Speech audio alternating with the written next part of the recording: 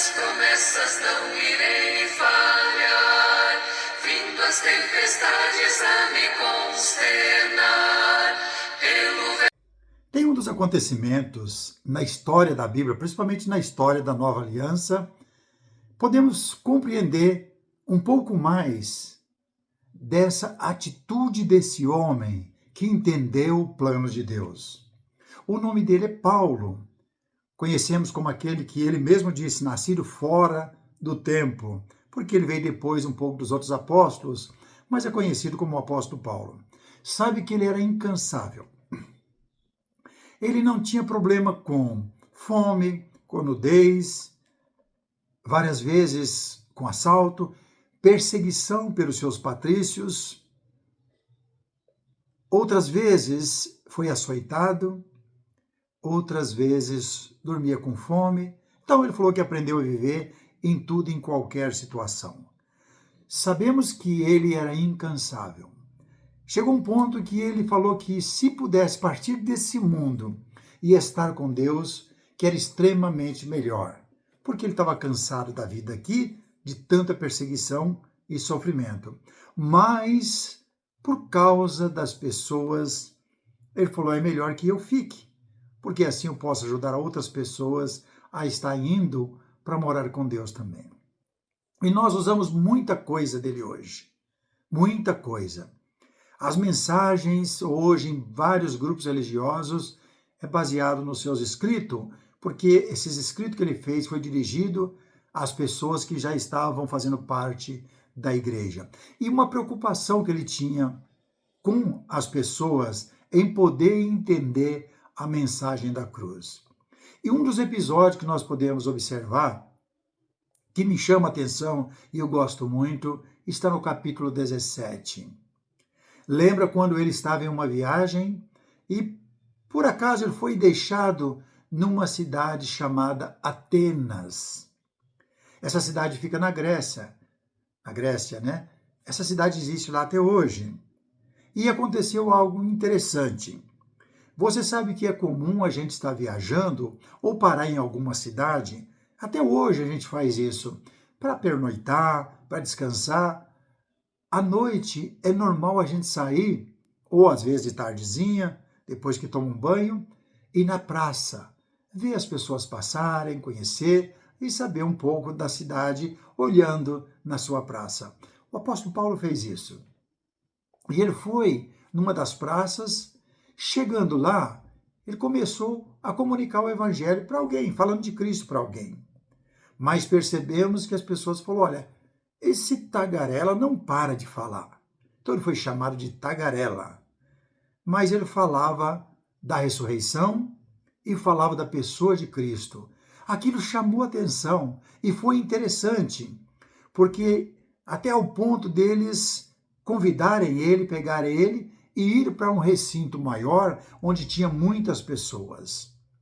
E uma das coisas interessantes que ele faz, ele percebeu que as pessoas eram extremamente religiosas. E ele faz até um elogio quando ele chega nesse recinto maior onde tinha muitas pessoas. Olha o que ele diz no versículo 18 do capítulo 17 do livro de Atos. E alguns dos filósofos epicureus, estoicos, contundiam com ele, havendo quem perguntasse, que quer dizer esse tagarela? E outros, parece pregador de estranhos deuses, pois pregava a Jesus e a ressurreição.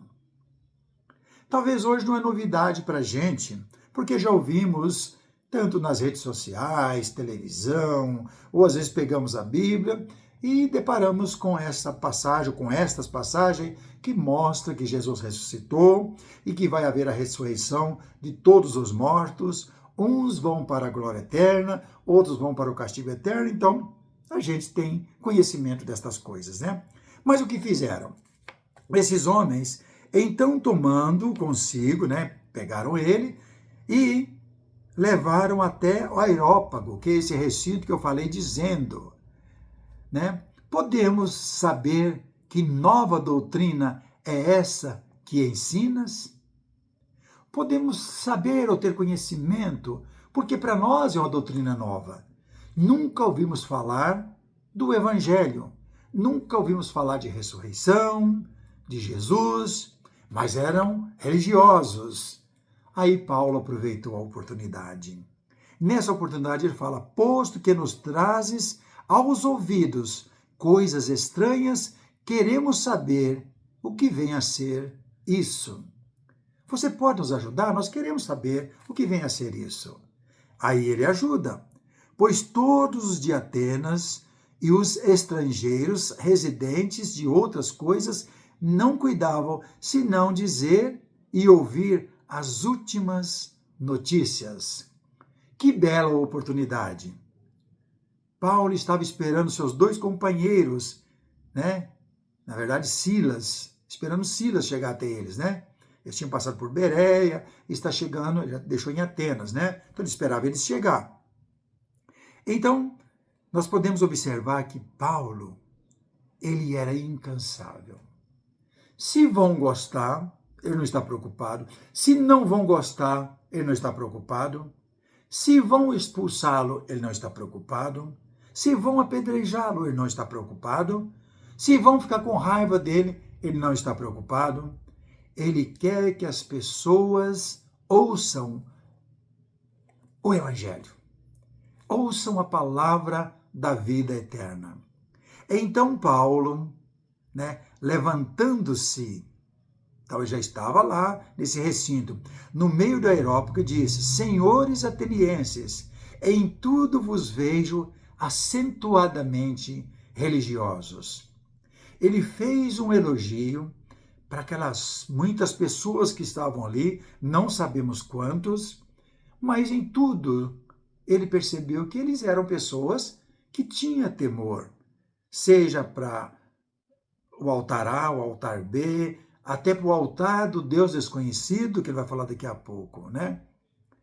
Então, ele aproveita essa oportunidade e ele vai anunciar para eles. E uma coisa mais rica que ele faz nesse texto, ele vai apresentar o Deus Todo-Poderoso, o Criador de todas as coisas. Para quê? Porque eles podiam agora passar a confiar no Deus Todo-Poderoso, que criou todas as coisas, aquele que nos dá condições para a gente respirar, aquele que nos dá o alimento, aquele que nos dá condições para a gente viver aqui, aquele que nos colocou nessa terra para a gente poder estar habitando nela. Ele fala: porque passando e observando os objetos de vosso culto, encontrei também um altar no qual está escrito: ao Deus desconhecido. Ao Deus desconhecido. Sabe que o Deus Todo-Poderoso, esse que o apóstolo Paulo está anunciando lá na cidade de Atenas, é o mesmo Deus que ainda continua reinando até hoje na pessoa de Cristo. E muitas pessoas ainda não conhecem Deus. Falam de Deus, são pessoas religiosas igual esses de Atenas, são pessoas que têm um zelo por Deus, mas não conhecem Deus. É incrível isso. Já se passaram vários séculos dessa mensagem que o apóstolo Paulo está pregando em Atenas até os nossos dias de hoje. Mas até hoje muitas pessoas não conhecem. E talvez não querem nem conhecer. Mas precisamos continuar pregando. Aí o apóstolo faz isso ao Deus desconhecido. Pois este é, ou esse que adorais, sem conhecer, é precisamente aquele que eu vos anuncio. E Paulo vai começar a falar: quem é esse Deus? Quem é o Deus Todo-Poderoso? Quem é que está sustentando vocês até hoje? Quem é Deus que está dando condições para vocês em viver? Aí ele começa: o Deus que fez o mundo, tudo que nele existe, sendo ele Senhor do céu, da terra, não habita em santuário feito por mãos humanas, nem é servido por mãos humanas, como se de alguma coisa precisasse, pois ele mesmo é quem a todos dá a vida, respiração e tudo mais. De um só fez toda a raça humana para habitar sobre toda a face da terra, havendo fixados os tempos previamente estabelecidos e os limites da sua habitação, para buscarem a Deus, se porventura Tatiano possa achar, bem que não está longe de cada um de nós. Deus não está longe de ninguém, pois nele vivemos e nos movemos e existimos, como alguns dos vossos poetas têm dito, porque dele também somos geração. Esse é o Deus Todo-Poderoso. Mas vamos falar um pouquinho da cidade. Eles colocaram naquela praça onde Paulo foi, talvez nem com esse propósito. Tinha vários altares construídos. Deus A, Deus B, Deus C, e vai embora. Eram muitos. Eles eram tão religiosos que não queriam falhar. Eles pensam, porventura, será que não existe um outro Deus do qual nós não podemos esquecer? Então vamos colocar um altar aqui sem nada dentro. Um altar vazio, ao Deus desconhecido. E Paulo falou, justamente é desse Deus que eu quero falar para vocês. Quando ele fala, pois nele vivemos, nos movemos, existimos, como alguns dos vossos poetas têm dito, porque dele também somos geração. Sendo, pois, geração de Deus, não devemos pensar que a divindade é semelhante ao ouro, então Deus está acima. A prata ou a pedra, Deus está acima. Trabalhadas pela arte e imaginação do homem. Deus é superior a tudo isso. Então, eu imagino que naqueles outros altares, sem ser esse ao Deus desconhecido, tinha lá uma imagem para o Deus tal. Há outro altar para o Deus tal, talvez uma feita de prata, outra feita de bronze, outra feita de ouro, como existe até hoje, espalhado pelo mundo inteiro. Mas Paulo diz que esse Deus do qual estão servindo, ele não precisa de lugar para ele viver. Ele não precisa de um altar para ele viver. Ele não precisa de comida. Ele é o Senhor Todo-Poderoso. Ele criou todas as coisas. Nele nós movemos, nele nós respiramos e nele nós existimos. Aí o que Paulo faz? Ele faz um fechamento dessa mensagem mostrando para eles que esse mesmo Deus que realmente levou ele até eles, esse Deus vai um dia voltar para julgar o homem que está vivendo aqui nesse mundo. E o que Paulo faz? No versículo 30 do mesmo capítulo 17, ora, não levou Deus em conta os tempos da ignorância. Agora, porém, notifica aos homens que todos, em toda parte, se arrependam. Arrepender-se de quê? Do pecado que entrou no mundo e que todos os homens passaram a ser pecadores e carecem da glória de Deus. Todo ser humano passou a ser pecadores e carece da glória de Deus. Então, Deus, ele deixa o homem viver livremente, esperando que o homem acha esse Deus que não habita em templos feitos por meios das nossas mãos. Mas ele notifica todos os homens. Ele notifica todos os homens. Aí ele diz ainda, porquanto estabeleceu um dia em que há de julgar o mundo com justiça, porque Deus é justo, né? Por meio de um varão que destinou, acreditou diante de todos, ressuscitando dentre os mortos. Justamente agora, Jesus chegou ao mundo e ele é a primícia dos que dormem. E depois, quando ele voltar, aqueles que morreram em Cristo ou que estão vivos em Cristo vão estar sendo recolhidos para o encontro do Senhor nos ares.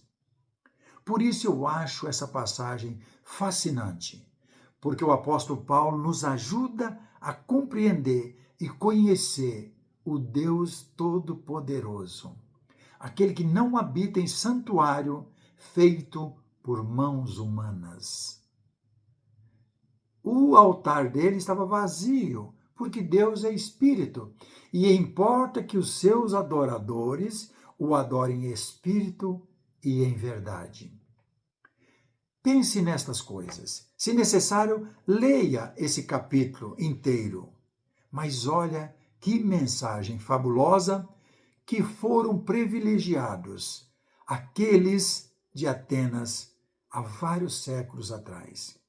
Essa mensagem é tão valiosa e tão presente que ela nos comove até os dias de hoje. Que Deus nos abençoe e nos ajude a conhecer Ele a cada dia melhor. E saber que Jesus veio para nos resgatar e trouxe a mensagem da cruz para que a gente não erre o caminho de volta para nossa casa eterna, aquela que está preparado antes da fundação do mundo, para a gente morar lá. E aproveitar os nossos dias aqui nessa vida para conhecer, para adorar e para servir ao Deus Criador de todas as coisas. A Ele toda a honra e toda a glória. Que Deus nos abençoe e nos ajude a continuar caminhando com Ele. Em nome de Jesus, amém.